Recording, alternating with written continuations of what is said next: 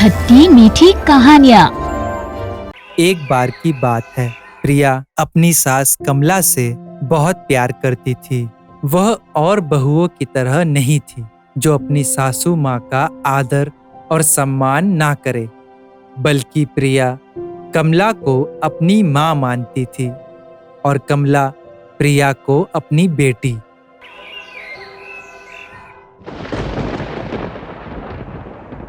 क्या कर रही हो बहू? कुछ नहीं माँ जी, शाम के खाने की तैयारी कर रही हूँ। सब्जी के लिए मटर छील रही हूँ। अगर आलू मटर की सब्जी बना रही हो तो मौसम बहुत अच्छा हो रहा है। आसमान में गहरे बादल छाए हुए हैं, जैसे कि बारिश होने वाली हो। तुम एक काम करना, आलू मटर की सब्जी के साथ पूरी भी बना लेना। ये सब तो ठीक है माँ जी, मैं पूरी बना दूंगी, पर आपकी तबीयत इतनी खराब रहती है और आपको पूरी खानी है। अरे बहू, एक दिन पूरी खा लूंगी तो कुछ नहीं होगा। वैसे भी आज मौसम बहुत अच्छा हो रहा है। ठीक है माँ जी, जैसी आपकी मर्जी। अगर आपका इतना ही मन हो रहा है तो मैं आपके लिए आलू की सब्जी के साथ पूरी बना दूंगी। रात को कमला और प्रिया दोनों खाना खाकर सो गईं। लेकिन रमेश घर वापस नहीं आया। अगले दिन बहुत तेज बारिश होने के कारण मौसम बहुत ही अच्छा होता है। माँ जी, आज तो बहुत अच्छा मौसम हो रहा है, क्यों ना बेसन के पकोड़े बनाए जाए? हाँ बहू, जैसी तुम्हारी मर्जी। वैसे मौसम तो बहुत अच्छा हो रहा है। अब प्रिया किचन में जाती है और देखती है।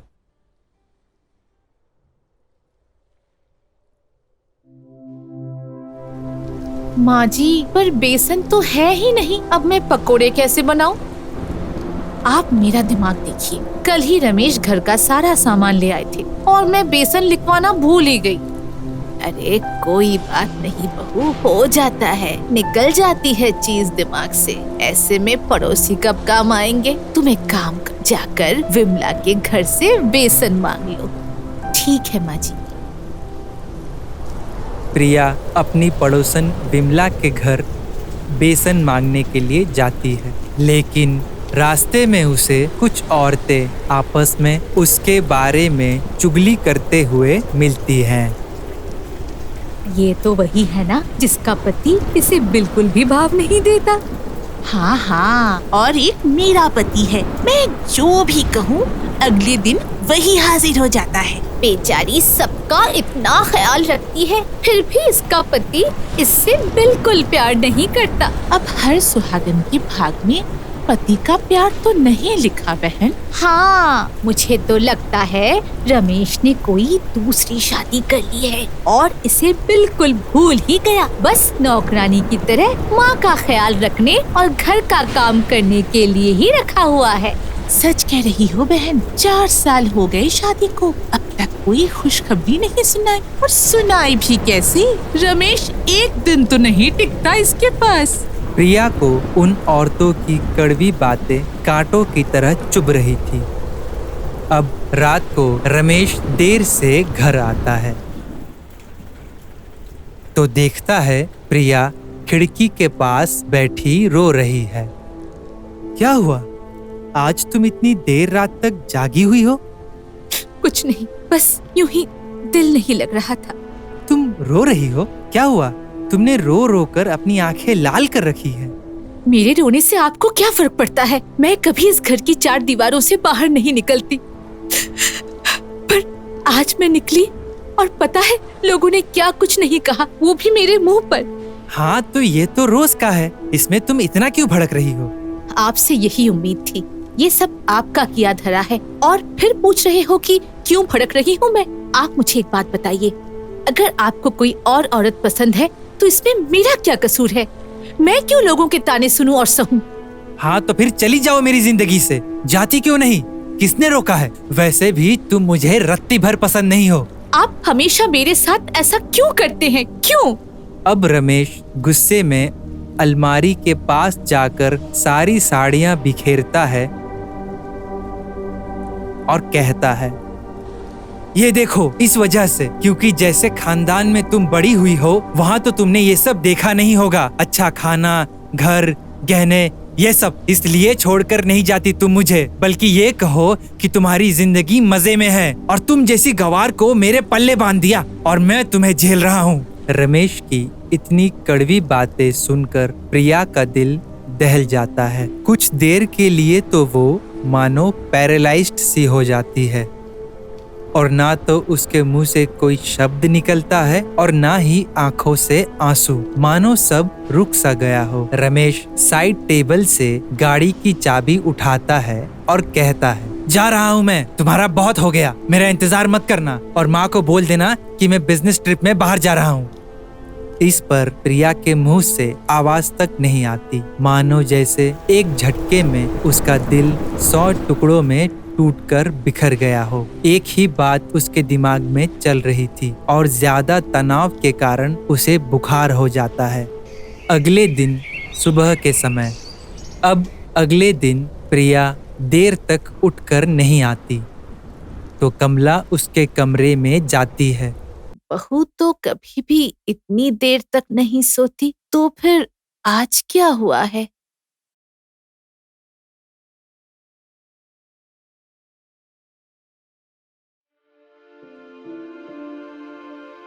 अरे बहू, तुम्हें तो बहुत तेज बुखार है और ये रमेश कहाँ गया है? कुछ नहीं हुआ माँ, मैं ठीक हूँ। मैंने दवाई ले ली थी। लेकिन तुम्हें बुखार हुआ कैसे? शायद माँ को कल रात के बारे में पता नहीं। मुझे उन्हें परेशान नहीं करना चाहिए। और अब प्रिया कमला को लड़ाई का पूरा सच ना बताकर बात को दूसरी ओर घुमा देती है। आपको याद नहीं, कल शाम को बारिश में भीग गई थी। हाँ बहू, उसी वजह से बुखार आया होगा। आखिरकार मौसम इतना खराब जो है। ठीक है, हाँ तो एक काम करती हूँ, मैं रमेश को फोन लगाती हूँ, तुम्हें डॉक्टर के पास ले जाएगा।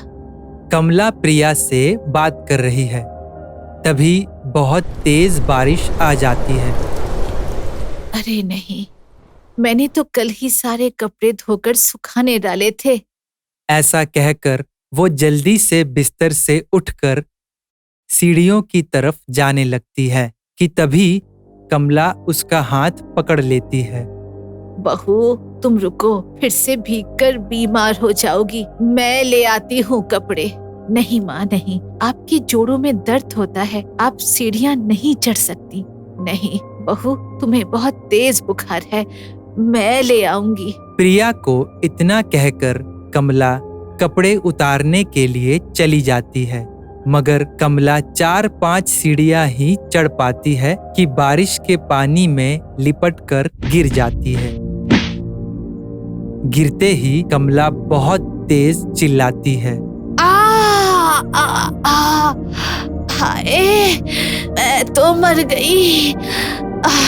अब कमला दर्द से कराहने लगती है और प्रिया कमला की आवाज सुनकर जल्दी से वहां आ जाती है। अब उन्हें यूं सीढ़ियों पर गिरा देखकर प्रिया घबरा जाती है। घबरा कर रमेश को फोन लगाती है, लेकिन वो फोन नहीं उठाता। फोन उठाइए प्लीज। जब प्रिया के लाख कोशिश करने पर भी रमेश फोन नहीं उठाता तो वह जैसे तैसे माँ जी को अस्पताल लेकर जाती है। अब लोगों से पता चलने पर शाम को रमेश हॉस्पिटल पहुंचता है। डॉक्टर साहब, क्या हुआ मेरी माँ को? अब कैसी है वो? आपकी माँ अभी स्टेबल है। आप अपनी पत्नी का शुक्र अदा कीजिए। उन्होंने बिल्कुल सही समय पर लाकर उनकी जान बचा ली, वरना खून का बहुत लॉस हुआ था, कुछ भी हो सकता था। अब रमेश प्रिया के पास जाता है और कहता है,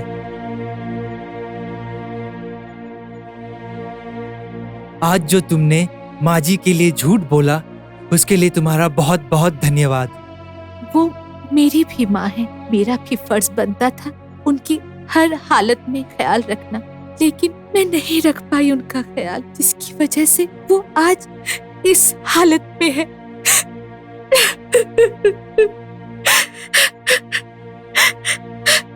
ऐसा कहकर प्रिया फूट फूट कर रोने लगती है। मुझे माफ कर दो, मैंने हमेशा तुम्हें गलत समझा, तुम्हारी कोई इज्जत और कदर नहीं की, लेकिन आज तुम्हारी ही वजह से मेरी माँ बच पाई है। अब मैं तुम्हें कभी गलत नहीं कहूँगा। ऐसा कहकर रमेश प्रिया को गले लगा लेता है।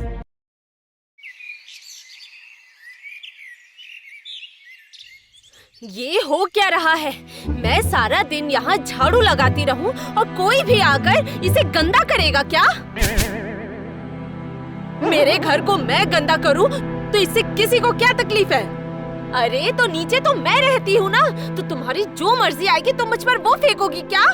मैंने किसी के सर के ऊपर नहीं फेंका। अगर कोई जानबूझकर अपना सर बीच में ले आए तो इसमें मेरी कोई गलती नहीं है। हाँ, सारा दोष ही तो मेरा है। मैं तो इस घर में किराएदार हूँ ना, जो मुझे इस मालकिन की सारी बातें माननी पड़ेगी।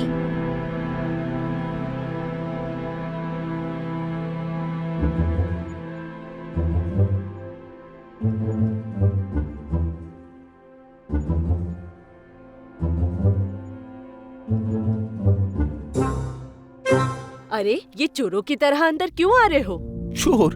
अरे अपने घर में भला चोर की तरह क्यों घुसूंगा? अपना घर? अगर ऐसी ही बात होती तो मुझे दूसरों की बातें सुननी नहीं पड़ती। जाओ जाओ, जाकर नहा कर आओ।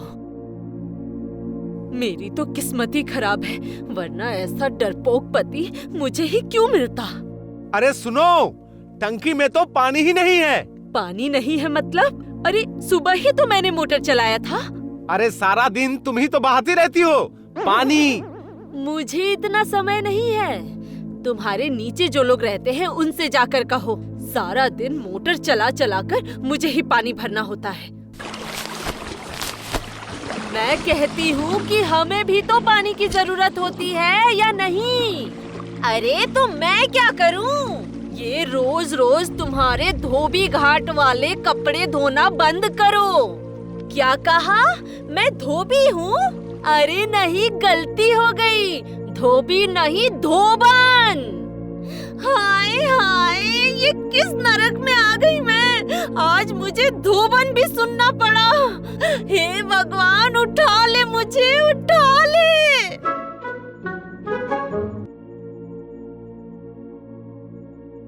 अरे सुनो, चुप हो जाओ और चलो अंदर चलो। क्यों? मैं अंदर क्यों जाऊं?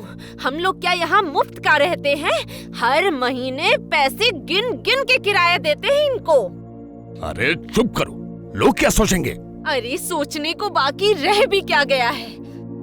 हाँ हाँ, मोहल्ले के सारे लोग जानते हैं कि तू कितनी बड़ी झगड़ालू है। अरे चलो ऊपर चलो, छोड़ो ना, चलो।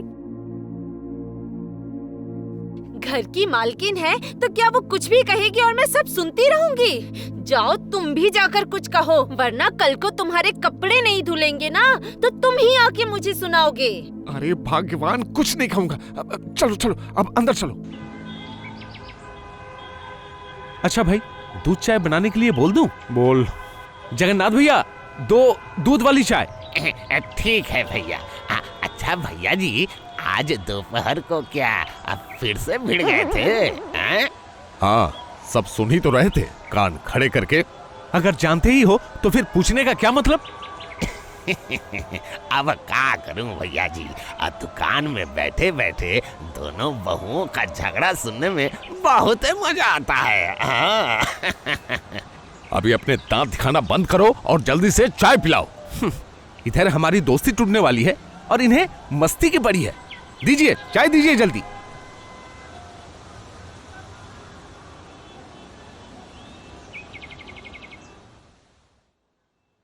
थोड़े चावल और दूं? नहीं। तुम आज ही कोई दूसरा घर देखो, हम लोग यहाँ से चले जाएंगे।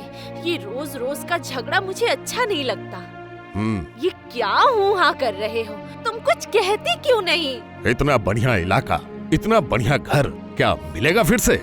क्यों नहीं मिलेगा? सारी दुनिया में क्या ये एक ही अच्छा घर है? नहीं, ऐसी बात तो नहीं है, पर फिर भी मैं तुम्हारी कोई बात नहीं सुनने वाली।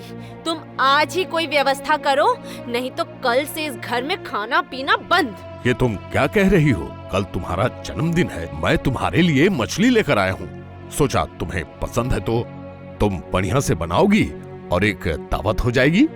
ये सब प्यार व्यार तुम अपने पास ही रखो। पहले घर, उसके बाद मछली।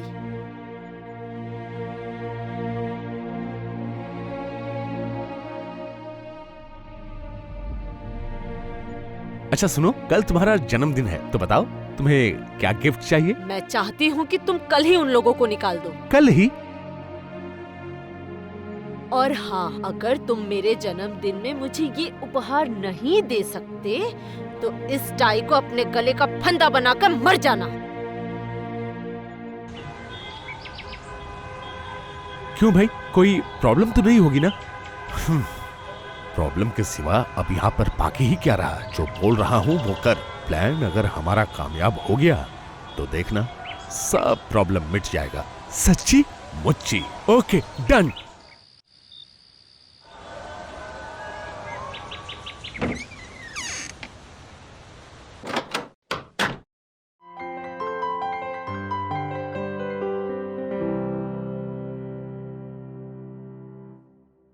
अरे ये किसने दिया?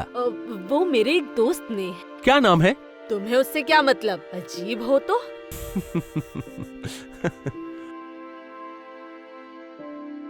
वाह, कितनी बढ़िया खुशबू है। किसने दिया ये? वो दिया है किसी ने। नाम क्या है? ये सब मुझे नहीं पता।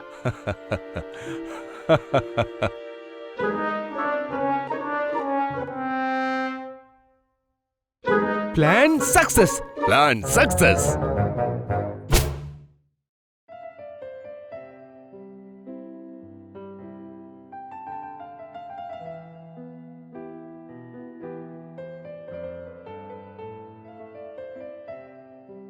मुझे ना बहुत शर्म आ रही है। हैं? क्यों? दरअसल मैंने मछली बनाई थी, आपको ये बहुत पसंद है, इसीलिए मैं देने चली आई। अरे वाह, मछली! खाकर बताइएगा कैसी बनी है, ठीक है? अच्छा। आपका बहुत बहुत शुक्रिया मेरे जन्मदिन के इस उपहार के लिए। चलती हूँ। धन्यवाद। हैं? फूल के लिए धन्यवाद। वेलकम। अब मुझे पता है आपको बहुत असुविधा हो रही है। वैसे घर मिलते ही हम यहाँ से चले जाएंगे। नहीं नहीं, आप ये सब मत सोचिएगा। एक जगह रहने से थोड़ी बहुत खटपट तो होती ही है। प्लीज, अगर आप लोग इस घर को छोड़कर चले जाएंगे तो मुझे बहुत तकलीफ होगी। सच? ऐसा है क्या? ऐसी ही बात है। चलती हूँ।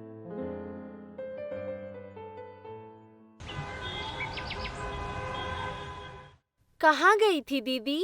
वो जरा पान खरीदने। तुमने मछली इतनी अच्छी बनाई थी कि मैंने बहुत चावल खा लिया, लेकिन सिर्फ पान नहीं मिला। दुकान भी बंद हो गया है।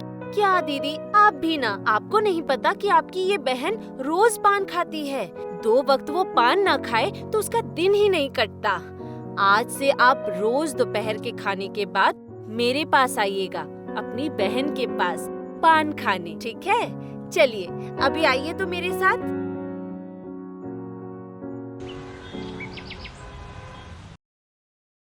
सुनो, मकान मिल गया है। कल ही एडवांस दे दूंगा। मैंने एक शरत को भी बता दिया है। हाँ? अरे नहीं नहीं, अभी इस घर को छोड़ने की कोई जरूरत नहीं है। तुम एडवांस मत देना, ये घर तो अच्छा ही है। अरे तुम कल ही तो कह रही थी कि ये हे भगवान, परिवार में तो बहुत कुछ होता रहता है, तो क्या मर्दों को कान देना हर बात पर अच्छा लगता है? अच्छा, ऐसा है क्या? नहीं, तुम अभी जाकर शरद भैया से कह दो कि हम इस घर को छोड़कर नहीं जा रहे। हाँ ठीक है, जाता हूँ फिर। अरे सुनती हो, अजय भैया को मकान मिल गया है। वे लोग कल ही चले जाएंगे। हाँ? नहीं नहीं, तुम उन लोगों को घर छोड़ने मत देना। उनके जैसे अच्छे किराएदार भला हमें और कहाँ मिलेंगे। मना कर दूं? हाँ कर दो। अब ये उल्लू की तरह आंखें फाड़ फाड़ कर क्या देख रहे हो? जाओ और उन्हें जाकर मना करो। इसी वक्त? हाँ अभी।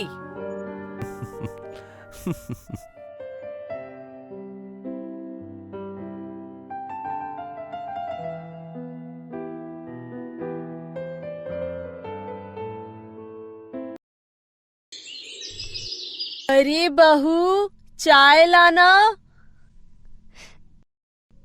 ये रहा माँ, लीजिए। थु, थु, थु। क्या हुआ माँ? क्या हुआ? चाय में चीनी डाला है? माँ, मुझे तो पता नहीं था कि आप बिना चीनी के चाय लेती हैं। ये सब जान लेना चाहिए बहू। जाने दो, अभी तो नई नई आई हो इस घर में। अभी तक इस घर के कायदे कानून तुम्हें पता नहीं है, इसीलिए कुछ नहीं बोलती। आप चिंता मत कीजिएगा माँ, मैं सब सीख जाऊंगी। कल से आपको बिना चीनी के ही चाय दूंगी। कल से नहीं, आज से। जाओ, मेरे लिए दोबारा से चाय बनाकर लाओ। ठीक है माँ, अभी मैं आपके लिए फिर से चाय बनाकर लाती हूँ, वो भी बिना चीनी के। रत्ना की अभी अभी शादी हुई है। शादी हुए अभी 1 हफ्ता भी नहीं बीता कि रत्ना के सास के कहे अनुसार रत्ना को परिवार के काम में झोंक दिया गया। अब पूरे परिवार की जिम्मेदारी रत्ना के कंधों पर आ गई है। रत्ना कोशिश करती है जी जान से कि परिवार के किसी भी सदस्य को उससे कोई शिकायत न हो, पर वो सफल नहीं हो पाती। और इसका सबसे बड़ा कारण है रत्ना की सास, जो रत्ना के हर काम में कोई ना कोई खोट जरूर निकालती है और उसे टोकती रहती है।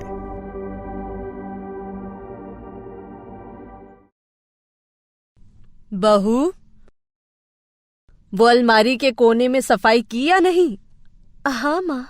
झाड़ू देकर पोछा लगाया है ना? झाड़ू तो सुबह काम वाली ने लगा दिया था। तो क्या तुम अब काम वाली के भरोसे पर इस घर को साफ रखोगी? तुम्हारे पास क्या दिमाग नहीं है? अगर बिना झाड़ू के पोछा लगाया जाए तो धूल मिट्टी बैठ जाती है।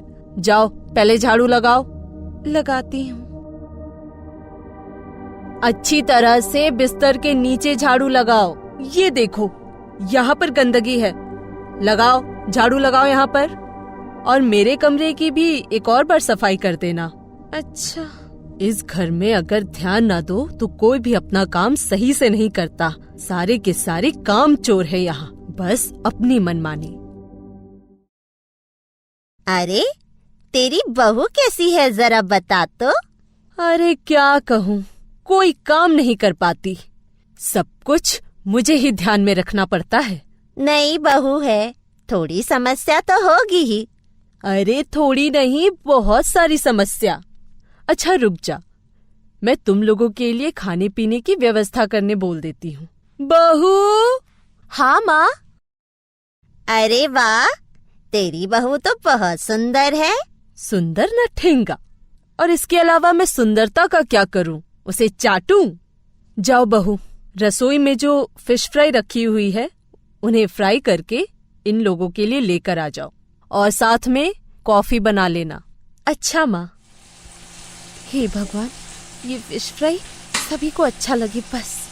बहू, आ रही हूँ माँ।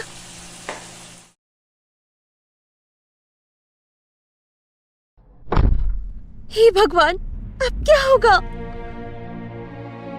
बहू, आ रही हूँ माँ। अरे ये ब्लैक कॉफी क्यों? तुम्हें क्या कोई बात याद नहीं रहती? माँ, असल में वो दूध फट गया ना। अब ठीक तरह से उसमें उबाल नहीं आने दोगी तो क्या होगा? देखा ना तुम लोगों ने, सुंदर होने और काम करने में कितना फर्क है।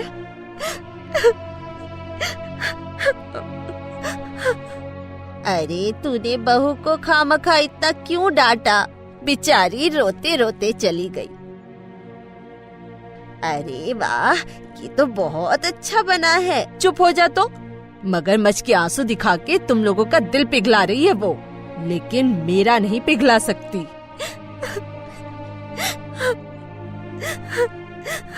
अरे तुम रो क्यों रही हो? माँ मेरे किसी भी काम से संतुष्ट नहीं होती। अरे छोड़ो भी, माँ की बातों को तुम दिल पे मत लिया करो। अच्छा। सुनो, दिवाली आ रही है, इसलिए हम कल बाजार जाएंगे और तुम्हारे लिए एक बढ़िया सी साड़ी खरीदेंगे, ठीक है? अच्छा। माँ, ये साड़ी आपके लिए, देखिए तो आपको पसंद आई या नहीं? इसकी कीमत क्या है? 1200 रुपए। हे भगवान, ठग लिया ना तुम्हें। इसीलिए कहती हूँ अपने बेटे से कि मुझे लेके चला कर मार्केटिंग करने, लेकिन सुनता ही नहीं। और मेरी बहू भी तो है वैसी ही बुद्धिमान, जरूर तेरी ही पसंद होगी। जाओ, मेरे बेटे से कहो कि इसे बदल कर दूसरा कुछ ले आए। अच्छा। अरे वाह, ये साड़ी तो बहुत सुंदर है। अच्छी है ना? मैंने ये अपनी सास के लिए खरीदी थी। क्यों, तेरी सास को ये पसंद नहीं आई? नहीं, मेरा किया हुआ कोई भी काम उन्हें पसंद नहीं आता। सारा दिन मेहनत करती रहती हूँ, फिर भी उनका मन नहीं जीत पाती, फिर भी उनका दिल नहीं जीत पाती। मतलब तू सारे काम अकेले करती है? अकेली की बात नहीं है, उन्हें पसंद नहीं आता, इसीलिए धोए हुए बर्तन को फिर से धोती हूँ, साफ किया हुआ कमरा फिर से साफ करती हूँ, चाय भी 5 बार बनानी पड़ती है। समझ गई। सुन, तुझे एक आइडिया बताती हूँ। बोल। कान में बताऊंगी, यहाँ सुन। ठीक उसके दूसरे ही दिन रत्ना रसोई में काम कर रही है। उसकी सास बाहर बैठी हुई है। रत्ना एक बार झांक कर अपनी सास को देखती है और उसके बाद ओए माँ, अरे माई, माँ, मर गई मैं तो, मर गई। क्या हुआ? क्या हुआ? माँ, माँ, मेरे सीने में बहुत दर्द हो रहा है माँ, लगता है हार्ट अटैक आ गया है मुझे। Heart attack? हाँ माँ, ऐसा ही तो लग रहा है। इस उम्र में? हे भगवान, अब मैं क्या करूं? घर पर भी कोई नहीं है। मेरी सहेली को फोन कीजिए माँ, वो एक डॉक्टर को जानती है। देखिए, उसका नंबर लैंडलाइन के सामने पड़े नोटबुक में लिखा हुआ होगा।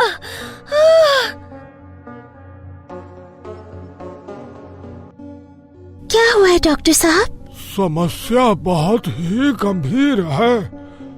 अत्यधिक परिश्रम करने से ऐसा होता है। हाँ, आप क्या कुछ ज्यादा ही? नहीं, मैंने कुछ नहीं किया। अब क्या कहूँ बहन, नियम कानून आजकल के बहुत कड़े हो गए हैं। हाँ, तो क्या क्या करना होगा डॉक्टर साहब? अगर आप इन्हें जिंदा देखना चाहती हैं, तो इन्हें अच्छे अच्छे पकवान खिलाने पड़ेंगे। इनकी खूब खातिरदारी करनी पड़ेगी। हाँ। किस तरह का? अब जैसे रोज सूप पिलाना पड़ेगा, नारियल पानी पिलाना पड़ेगा, रोज ताजे मछली खिलाने पड़ेंगे। ये जो भी खाना चाहे वो खिलाना पड़ेगा। और इस बात का खास ख्याल रखें कि वो एक पल के लिए भी खाली पेट न रहे। हाँ। इतना सब कुछ? हाँ, और एक बात, 1 महीने तक ये बिस्तर से बिल्कुल ना उतरे। हाँ। और अगर बाथरूम जाना मतलब? नहीं, वहाँ तक तो जा ही सकती है। ठीक है, तो मैं चलता हूँ। Thank you. ये लो बहू, चाय पी लो। मम्मी, नाश्ता दो। हे भगवान, अभी तक तो मैंने चावल भी नहीं बनाए, अब क्या होगा? माँ, मुझे बहुत जोरों की भूख लगी है। इस हाल में भी? माँ, मुझे आज चिकन सूप पीने का मन कर रहा है, आप बना देंगी ना? हाँ बहू, बना दूंगी, जरूर बना दूंगी। मेरी जिंदगी तो बर्बाद हो गई है काम करते करते।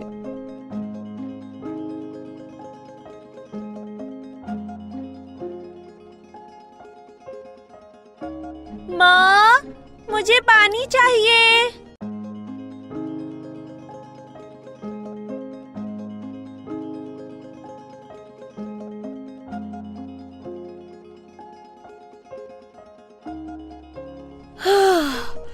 हे भगवान, अब और मुझसे नहीं होगा।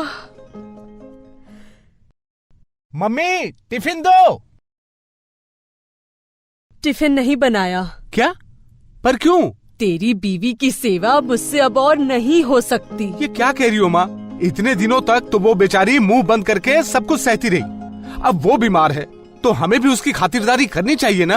और अगर ऐसा नहीं किया तो फिर पुलिस वाले आएंगे और हथकड़ी पहनाकर जेल में डाल देंगे। हाँ, तू सारा दिन काम करने के लिए कोई नौकर रख ले। तुम तो जानती हो माँ, आजकल काम करने वाले अच्छे लोग मिलते कहाँ हैं? वो भी घर का सारा काम करने वाला। असंभव, कोई नहीं मिलने वाला। अब मुझे माफ कर। अब मुझे समझ आ गया है कि इतने दिन मैंने बहू के साथ क्या अन्याय किया है, कितना परेशान किया है उसे। नहीं तो इतनी कम उम्र में उसे हार्ट अटैक। हाय हाय, तू जल्दी से ठीक हो जा बहू। हम दोनों इस घर का काम आधा आधा बांट लेंगे। ऐसा ही होगा माँ। आज से हम दोनों इस घर के काम को आधा आधा बांट लेंगे। अरे बहू, तुम उठ कैसे गई? उसे कुछ नहीं हुआ है माँ। उसकी दोस्त ने मुझे सब कुछ बता दिया है। मैं तुम्हारा बेटा हूँ, इसलिए मैं तुमसे कुछ नहीं बोल पाया। और ये तुम्हारी बहुरानी है, इसलिए मुंह बंद करके सब कुछ सहती रही बेचारी। अब मुझे समझ आया कि वो सारा दिन कितनी मेहनत करती थी और मेरी जैसी कड़ियल सास को झेलती थी। मेरे मुंह पर कभी जवाब नहीं दिया इसने और मैं 2 दिनों में ही थक गई। मुझे माफ कर दे बहू। छी छी, माँ आप मुझसे बड़ी हैं। माँ होकर बेटी से ये सब कहना शोभा नहीं देता माँ। नहीं बहू, अब से तो एक बेटी की तरह मुझे सही गलत का फर्क बताएगी। मुझसे वादा कर। ठीक है माँ, मैं वादा करती हूँ। बहू, माँ।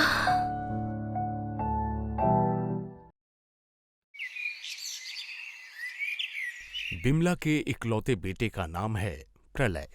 पति के देहांत के बाद बिमला ने अपने बेटे की परवरिश बहुत ही अच्छी तरह से की है।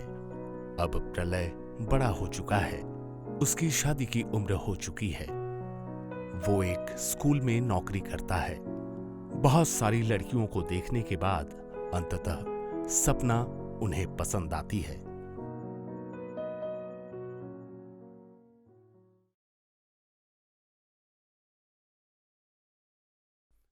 विमला।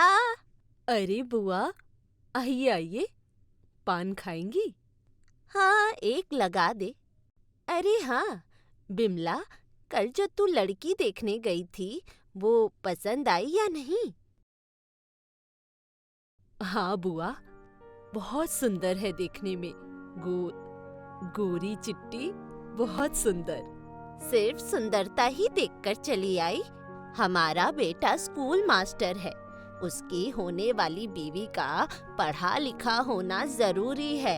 ये तो आपने सही कहा बुआ, वो लड़की एमए पढ़ी हुई है। मुझे कितना अच्छा लग रहा है, मैं आपको क्या बताऊं।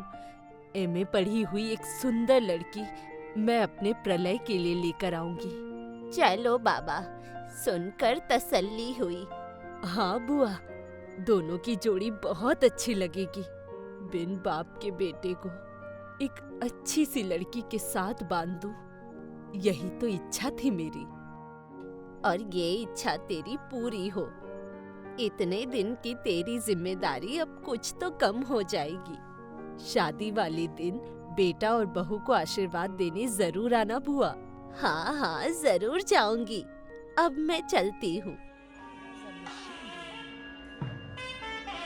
शादी बहुत ही अच्छी तरह से संपन्न हुआ। परिवार वाले और आस पड़ोस के लोग सपना को देखकर बहुत खुश हुए।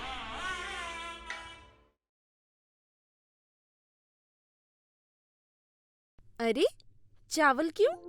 मैंने तो पहले ही दिन कह दिया था ना कि मैं दोपहर के टाइम चावल नहीं खाती, सिर्फ दलिया खाती हूँ। ये क्या बात हुई? तुम दोपहर के समय चावल नहीं खाओगी? पर क्यों बेटी? चावल खा खा कर मैं मोटी हो रही हूँ। मेरा फिगर खराब हो जाएगा। आप लोगों की तरह मोटी हो जाऊं तो चलेगा क्या?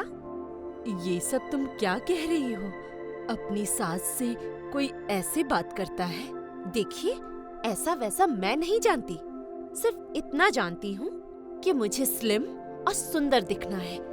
कल से मुझे दोपहर के समय सिर्फ दलिया दीजिएगा और रात के वक्त उबली हुई सब्जियाँ। खाने को इस तरह छोड़कर नहीं उठते बेटी, खाकर जाओ। नहीं, मैं फल खा लूंगी।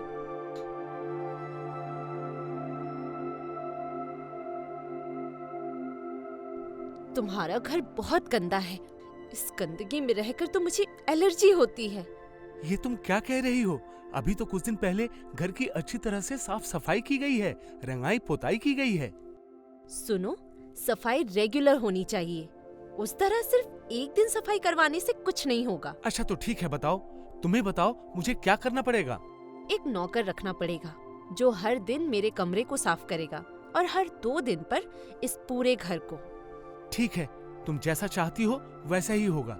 और सुनो, मैंने ऑनलाइन एक एसी का ऑर्डर दिया है, परसों आ भी जाएगा।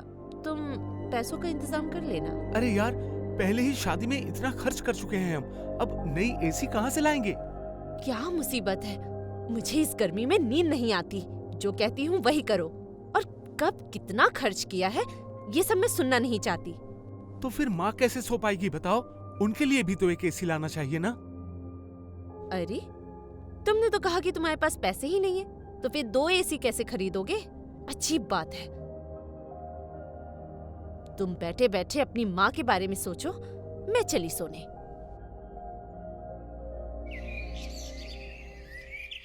विमला, ओ विमला। अरे बुआ, आइए आइए। शादी में क्यों नहीं आई थी? अरे मैं अपने बेटे के साथ काशी चली गई थी उसी वक्त, इसीलिए नहीं आ पाई थी। ओह, काशी गई थी? रुकिए रुकिए। बहू, 1 लोटा पानी लाना।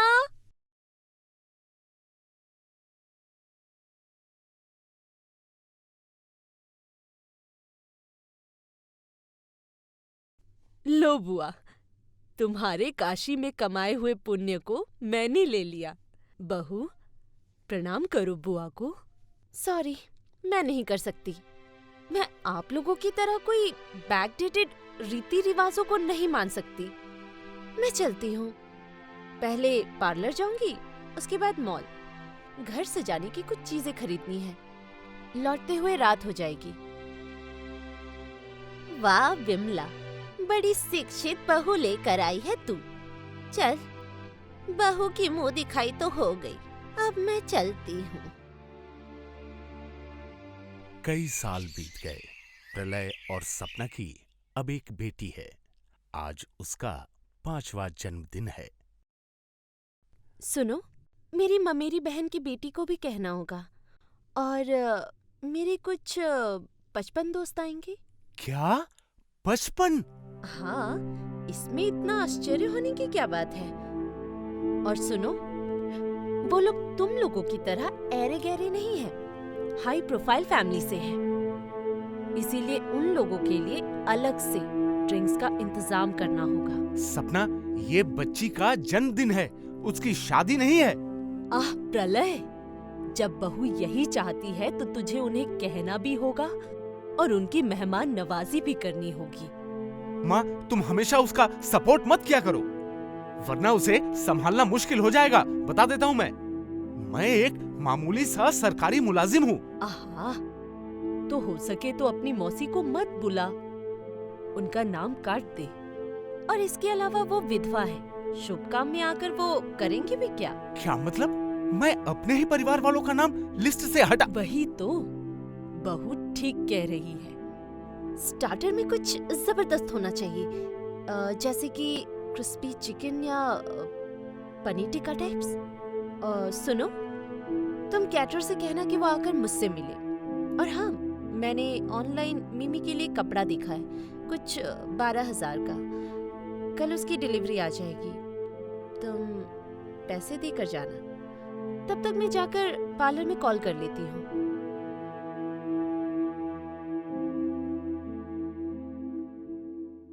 ऐसे ही कुछ दिन और बीते। प्रलय और सपना की बेटी मिमी अब स्कूल में भर्ती हो गई है। स्कूल बहुत ही बड़ा और नामचीन है। इस स्कूल में पढ़ने वाले सभी बच्चों के माता पिता बहुत ही अमीर हैं। वे सभी अपने गाड़ियों से बच्चों को छोड़ने के लिए स्कूल आते हैं। ये देखकर सपना का सर चकराने लगता है। मन ही मन वो सोचती है अब एक गाड़ी खरीदनी ही पड़ेगी। बेटी को महंगे स्कूल में पढ़ा सकते हो, लेकिन उसका स्टेटस मेंटेन नहीं कर सकते। ऐसा कैसे चलेगा? अच्छा एक बात बताओ, ऐसे स्कूल में पढ़ने वाले बच्चों के पास गाड़ी होनी चाहिए, ये बात तुम्हें किसने बताई? खुद तो कभी गए नहीं तो तुम्हें कैसे पता होगा? और इसके अलावा तुम जैसे कपड़े पहनते हो ना, लोग तुम्हें देखकर सिर्फ हा हा करके हंसते ही होंगे। और वैसे भी मुझे कितने एटिकेट्स मेंटेन करने पड़ते हैं तुम क्या जानो। आज मुझे और भी महंगे पार्लर में जाना है। फेशियल हेयर रिमूव करवाने हैं, ब्लीचिंग करवाना है। जो तुम्हारे मन में आए करो, लेकिन मैं कह देता हूँ, मैं गाड़ी नहीं खरीद सकता। पहले ही मैं बहुत सारा लोन ले चुका हूँ। हर बात की एक लिमिट होती है। लिमिट वर्ड गरीबों के लिए है। तुम रहने दो, मैं चलती हूँ। मेरे पास तुमसे फालतू का बहस करने का वक्त नहीं है। आए बड़े गवार कहेंगे। मेरे चेहरे में बहुत जलन हो रही है। वो ब्लीचिंग करने से जरा जलता है मैम। उफ, बहुत जलन हो रही है, मुझसे बर्दाश्त नहीं हो रहा। आप इसे पोंछ दीजिए। आप बहुत हड़बड़ाती हैं मैम। ये क्या? मेरा चेहरा जलकर काला कैसे हो गया? हाय हाय, ये क्या किया आप लोगों ने? जरूर आपको पहले से एलर्जी रही होगी मैडम, आपने तो बताया नहीं हमें। मेरे इस चेहरे को अब अभी इसी वक्त ठीक कर दीजिए। ये तो पॉसिबल नहीं है मैम। इसके बाद से ही मिमी अपनी कुरूप माँ को देखकर डरती है और उसके पास जाना बंद मैं कर तेरी देती है। माँ हूँ मिमी। जाओ बेटा, अपनी माँ के पास जाओ। छी, तुम कितनी डरावनी हो। मैं तुम्हारे पास नहीं जाऊंगी। तुम्हें देखकर मुझे डर लग रहा है। तुम चली जाओ। मैं अपनी दादी के पास ही रहूंगी। हे भगवान, ये कैसी सजा दी तुमने मुझे। मैंने खुद ही अपना सर्वनाश कर लिया। ये सब मेरे अहंकार का ही नतीजा है। चुप हो जाओ बहू, सब ठीक हो जाएगा। माँ, आपका बेटा भी मुझे नींद में देखकर डर जाता है, इसीलिए वो दूसरे कमरे में सोता है। ये कैसा सर्वनाश हो गया माँ मेरे साथ। मैं अपने पापों का फल भुगत रही हूँ। ये सब मेरे पापों का ही परिणाम है। मुझे माफ कर दीजिए माँ।